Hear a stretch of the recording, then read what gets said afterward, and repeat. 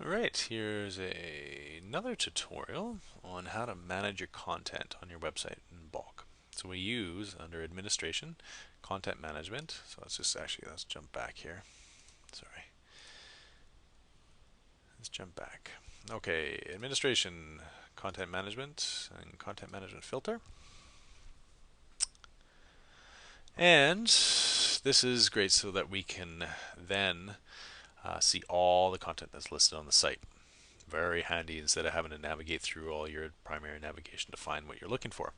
You can set the number of rows, so we can increase this to say 100 at a time. We can show the node ID. Node ID, every piece of content within the Drupal system has a node number, just a unique identifier. It's like having a unique SKU for a product and that sort of thing, so that so let's see, let's add the node ID and content, whether it's a node, a comment, or both.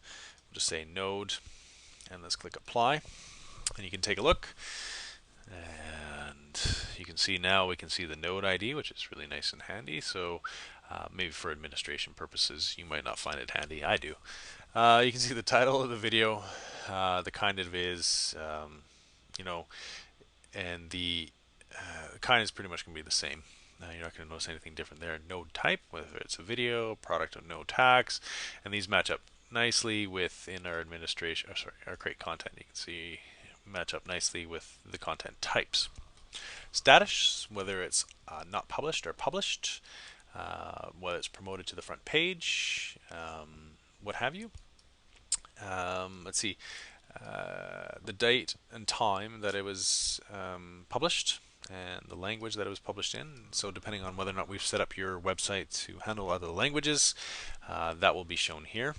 And we can edit directly from in here. So let's say we wanted to edit, let's go into our test blog that we did earlier. We can click edit, and it takes us directly into it. Very handy, right from that. And then when we click save, it'll take us right back to the content management filter, right where we left off, so that we don't have to go navigating through to find all this stuff and filter through old archived material. We could also just go and view that page if we wanted to. Now this is where this gets really fancy, is that you can start filtering all your content. Now there's not a lot of content on this site. There's maybe 30 nodes, or you might call them pages. Now this can be 30,000 or 50,000, that sort of thing. It can get really high up there. So you want to start to be able to filter this information. So let's say we just wanted to look at any node that was not published, because we want to see what's not published, and let's get it going. Let's get it out there. So we can just click filter. And there we go. So we just see that there's two pieces of content that are not published that we could get out there. Or by the category that we're using, whether it was created before or after a certain date, user roles, user status, what have you.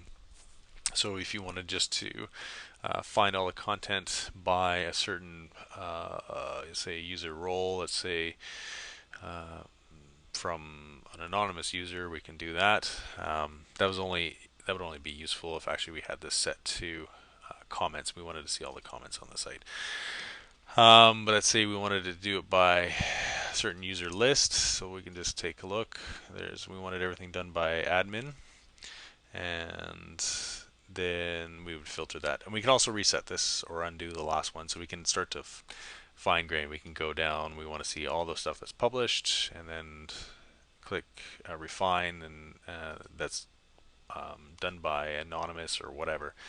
So let's reset that. We can go right back to the beginning. It starts to make a lot of sense, but you just got to get in here and get your hands dirty, find out what it's all about, play with it.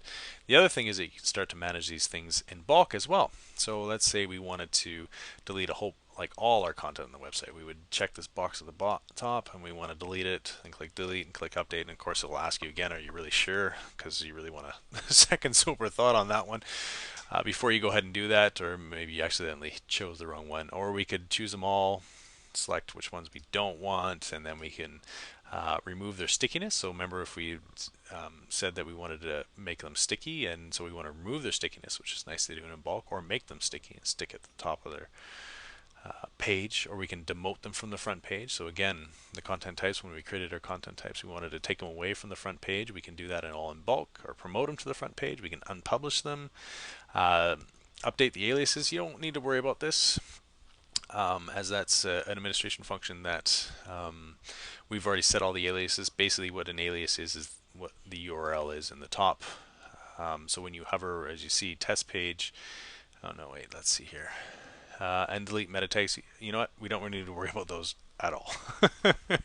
Unless you know what you're doing and have done some more advanced training with us, let's just stay away from those altogether. Anyway, so I think that pretty much about covers that one. Thank you very much for watching.